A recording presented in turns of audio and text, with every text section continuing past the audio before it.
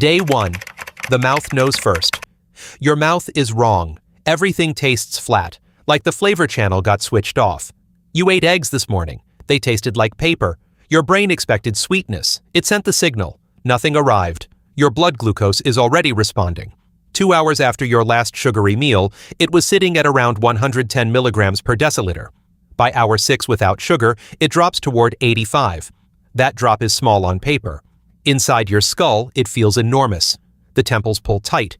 A dull pressure settles behind your eyes. Your dopamine system is the reason.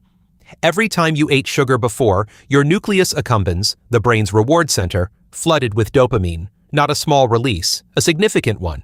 The same circuit that responds to nicotine, the same circuit that lights up for cocaine.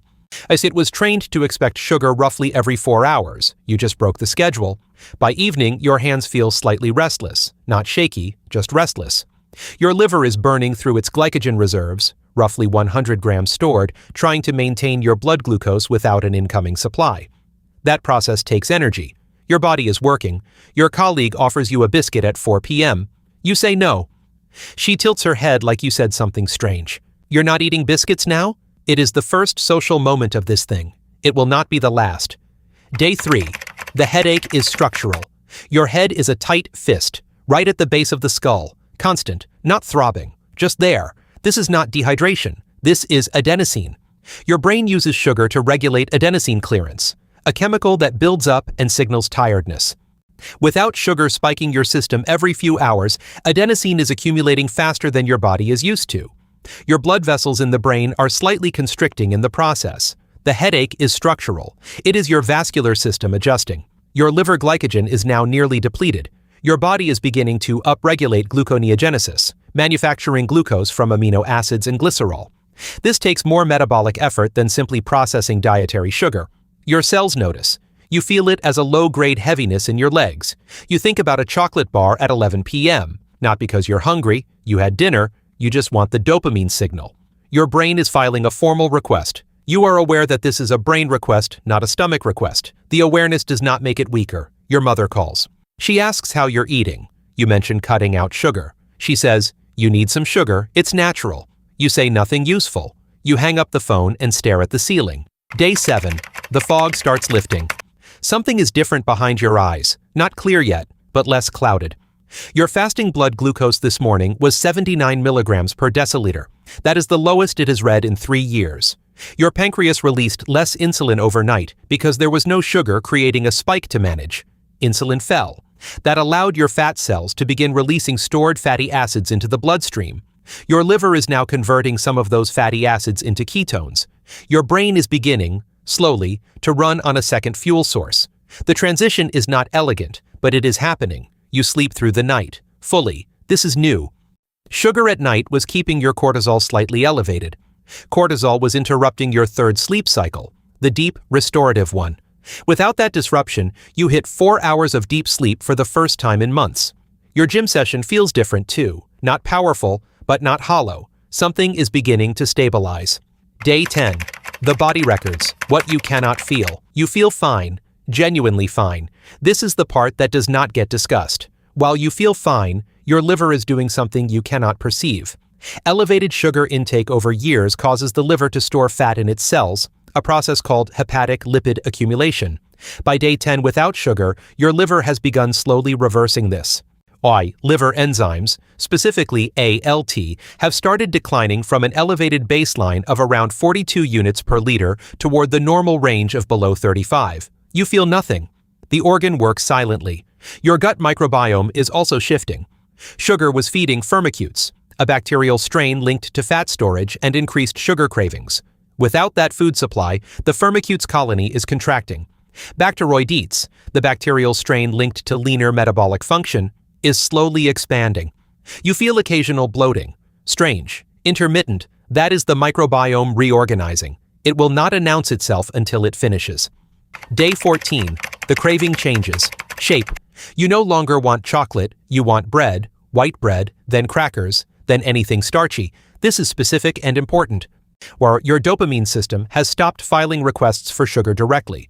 It has started requesting glucose precursors, anything that converts fast. This is the brain getting creative. The craving is the same mechanism wearing a different mask. Your triglycerides are measurably lower. 2 weeks of no added sugar, and your fasting triglycerides have moved from 165 milligrams per deciliter to approximately 130. That 35-point drop happened because your liver is no longer converting excess fructose into fat for storage. Fructose, the specific molecule in added sugars, is processed exclusively by the liver.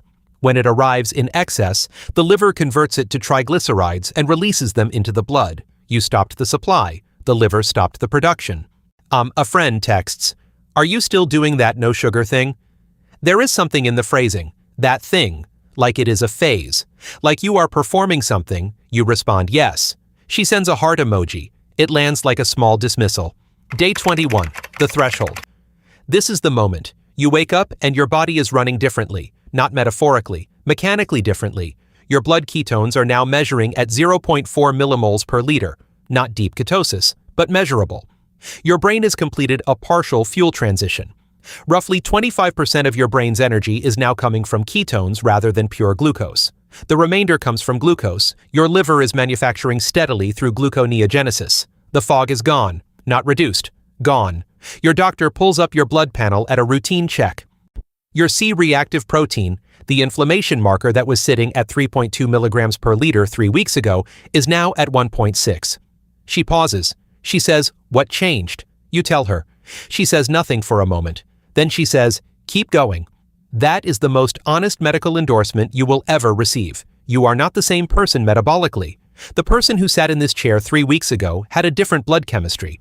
That person is biologically gone now. Day 25. Hunger stops. Lying. Something quieter is happening now. Not dramatic. Structural. Your ghrelin levels, the hormone your stomach releases to signal hunger, have recalibrated. For years, sugar was spiking ghrelin artificially. You would eat. Blood glucose would spike hard, then crash. The crash triggered ghrelin. You were hungry again 2 hours after a full meal. Not psychologically hungry, hormonally hungry. A real signal. A false need. That cycle is broken. Ghrelin is now rising and falling on a clean schedule. Every 4 to 5 hours, not every 2. You sit through an entire morning of work without thinking about food once. This has not happened in years. You notice it the way you notice silence after noise stops. Absence as information. Your leptin sensitivity is also returning. Leptin is the hormone fat cells release to tell your brain storage is full. Stop eating. Sugar-induced inflammation was blunting your brain's ability to read that signal. Your hypothalamus was receiving the message and ignoring it.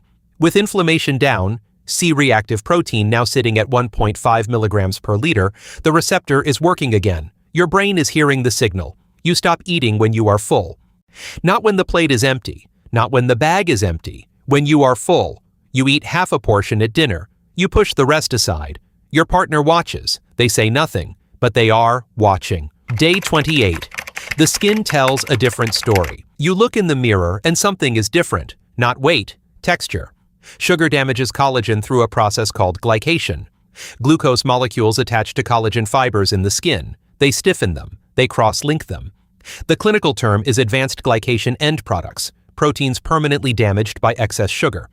This damage accumulated slowly over years. It showed up as dullness, as fine lines arriving earlier than they should, as skin that looked slightly inflamed without being visibly red. 28 days without dietary sugar and the rate of new glycation has slowed significantly. The existing damage does not vanish. That is not how biology works. But the ongoing assault has stopped. Your skin's collagen is no longer being attacked daily. New collagen forming now, your fibroblasts produce roughly 1% replacement collagen per day, is forming clean, undamaged. The texture shift you see in the mirror is that new collagen, clean fibers sitting under the surface. Your coworker stops you in the hallway. She says, "You look different." She cannot name it. She says, "Did you get more sleep?" You say yes. It is not a lie. But it is not the full answer either. The full answer is cellular. The full answer is 28 days of your body building itself without interference. Day 30. What stays? Your fasting blood glucose is 76 milligrams per deciliter. Your triglycerides are at 115. Your C-reactive protein is at 1.4. These are not dramatic numbers. They are real numbers. They belong to your body now. You went to a birthday party last night. There was cake. You looked at the cake. You did not want it. Not because you were disciplined, because it did not look like food anymore. It looked like the biochemical mechanism it actually is. That shift is not willpower. It is neurological. Your dopamine system recalibrated. It took 21 days. The recalibration held. The cost exists alongside the benefit. Your social life is slightly more complicated now. Every gathering has a negotiation in it. Every well-meaning relative has an opinion. The friction is real. It is permanent. Day 31. What? This installed. One day past the end, you are at a coffee shop. Someone sets down a pastry in front of you. Your first instinct is not hunger. Your first instinct is to calculate. Grams of fructose, insulin response, duration of the spike. The calculation happens before the craving does. That sequence is now the permanent sequence. You did not gain discipline, you gained a different relationship with the stimulus. The sugar is still there. The dopamine circuit is still there. But the automatic reach, the reflex that bypassed all thought, that reflex is gone. What replaced it is a pause, 1 second long, completely involuntary, completely irreversible. You did not choose it. The 30 days installed it. It will not leave.